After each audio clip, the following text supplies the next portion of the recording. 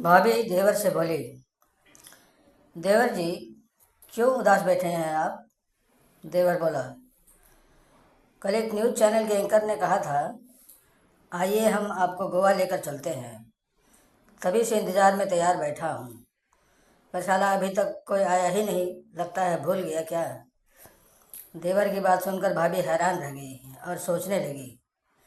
इसीलिए इसके भाई अर्थात मेरे पतिदेव भी कहते हैं कि हमें गोवा जाने के लिए हर समय तैयार रहना चाहिए। और सोचने लगी, मेरी किस्मत ही फूटी थी कि मैं पागलों के यहाँ ब्याह कर दी गई। और सिर पकड़कर रोने लगी।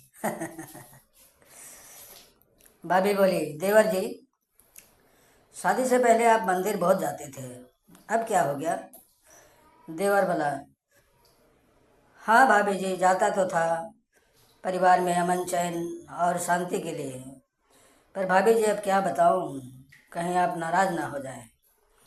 भाभी बोली, देवर जी बताओ तो सही, इसमें नाराज़ होने की क्या बात है।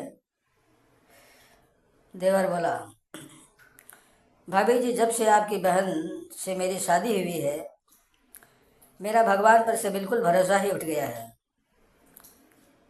अर्थात भाभी की बहन तुनक तुनक मिजाज वाली थी। भाभी शर्मा गई। देवर बोला, आप बहुत सुंदर हो भाभी जी, आप एकदम रानी जैसे लगती हो। तभी भाभी बोली, अरे सच में क्या देवर जी। देवर बोला, हाँ भाभी जी। भाभी खुश होकर बोली, और बताओ अभी तुम क्या कर रहे हो। देवर बोला, भाभी जी अभी तो मजाक ही कर रहा हूँ। भाभी बोली, पागल कहीं का। देवर ने भाभी से पूछा, भाभी जी आपके पास मोबाइल है, दीजिए ना ज़रा बात करनी है। भाभी ने अपने मोबाइल देवर को दे दी। देवर मोबाइल खोला तो पासवर्ड मांग रहा था। देवर बोला, भाभी इससे बात नहीं हो पाएगी, यह तो पासवर्ड मांग रहा है। भाभी बोली, हाँ देवर जी उसमें मैंने पासवर्ड डाल रखा है, यह पासवर्ड से ही खुलेगा। थोड़ी देर बाद भाभी ने देवर जी से पूछी, देवर जी क्या तुम जानते हो दुनिया में सबसे शरीफ कौन है। देवर बोला, हाँ भाभी जानता हूँ। तो भाभी बोली, बताओ तो जाने।